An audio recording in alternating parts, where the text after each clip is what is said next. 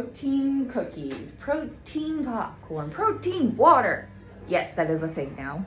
I'm sure you've also seen this new craze around protein from fast food chains to the snacks in our grocery stores.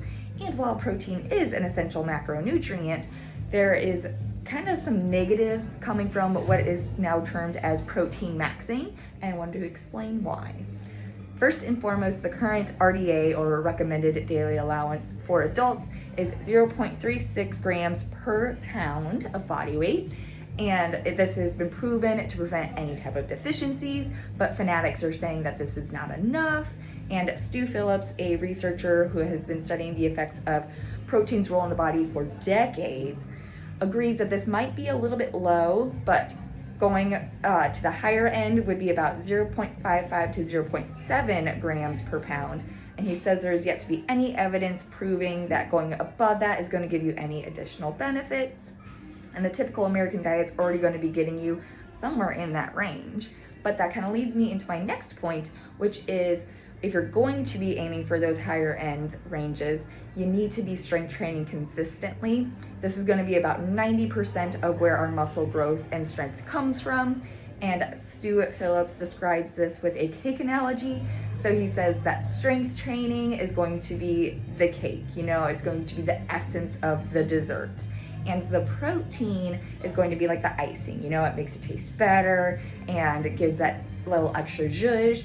But if you just keep dumping on and piling on all that icing, you're taking away that actual dessert and it's just gonna be icing at that point, and you're only adding excess without any additional benefit. And so essentially in the body, that's just gonna look like extra calories, which is going to get stored as fat, which is kind of negating why we are wanting to add that extra protein. And then finally, a Harvard nutrition scientist talked about the downsides of adding extra protein.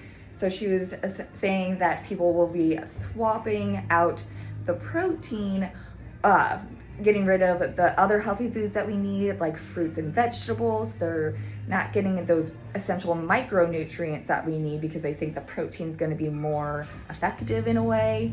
But on the flip side of that, she said that people are adding in the protein without subtracting other things. For example, if you're adding in an extra egg at breakfast, that's great. But if you're still having 3 slices of toast with butter and jam on it, that egg is just going to look like extra calories. And like I was just saying, that's just going to be more weight gain. So if you're wanting to add some more protein, you just gotta analyze the diet and see if you add that in, what can you take away that might not be as beneficial as this new protein. And that is all I've got for that one. This is not to deter you from getting protein, obviously, but just weigh those options, look at everything, and make sure you're tracking your calories and protein and all of the other essential macro and micronutrients to make sure that you're not overdoing it. Enjoy the rest of your week, and I will see you guys soon. Oh, look, now there's protein Skittles. Okay, just kidding, but honestly, I wouldn't be surprised. Bye.